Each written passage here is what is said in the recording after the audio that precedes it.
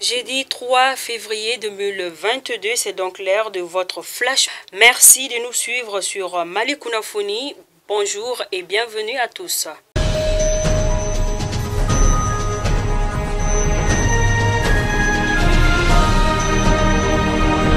Les responsables de la protection civile sous l'autorité du directeur général, le général des brigades Boukari Kodio, ont procédé la semaine dernière à l'inauguration du poste de secours routier de Moriba-Bougou.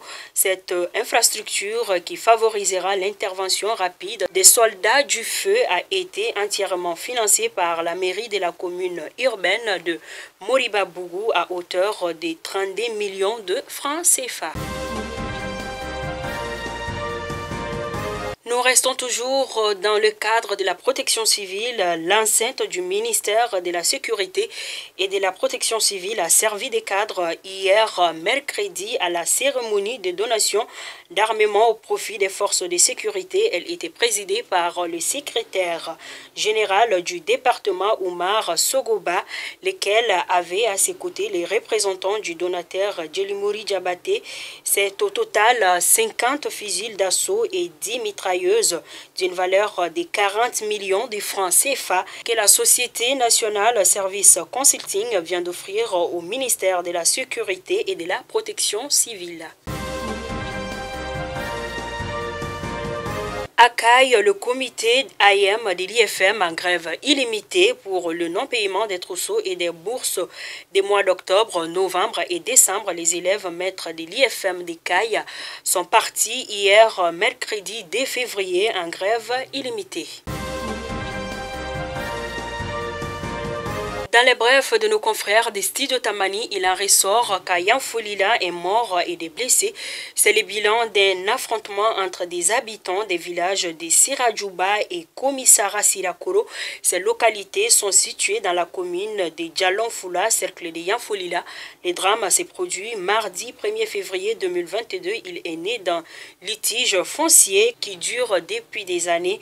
Les autorités de Yanfolila annoncent avoir déployé des renforts sur les terrains pour apaiser les tensions, maintenir l'ordre. Les réseaux de téléphonie mobile à Temera et Chabaria dans le cercle de Bourem ont été vandalisés cette semaine. Les forces armées et de sécurité ont ainsi pris de nouvelles mesures pour mettre fin à ces pillages.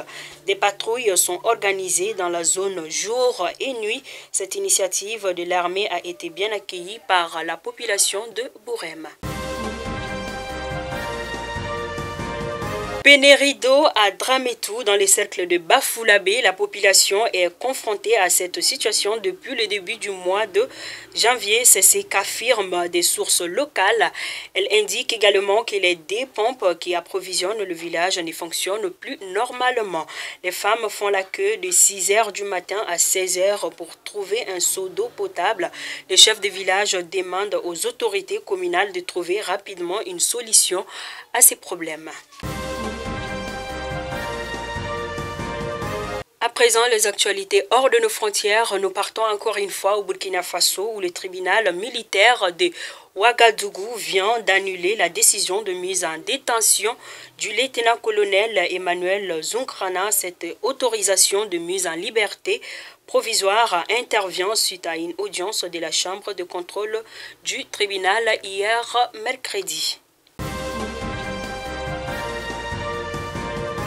Ouverture ce jeudi matin à Accra, capitale du Ghana, d'un sommet extraordinaire des chefs d'État de la CEDEAO sur les drapeaux des 15 pays membres de l'institution sous-régionale seront visibles dans la salle de la réunion. 3 fauteuils resteront vides. C'est du Mali, de la Guinée et du Burkina Faso, 3 pays suspendus après des coups d'État militaires, et le dossier du Burkina Faso sera la priorité des chefs d'État. Fidèles abonnés de Mali Kunafoni, où que vous soyez, c'était donc là votre flash d'information. Nous vous remercions pour votre fidélité. Nous vous disons bonne journée de jeudi et merci.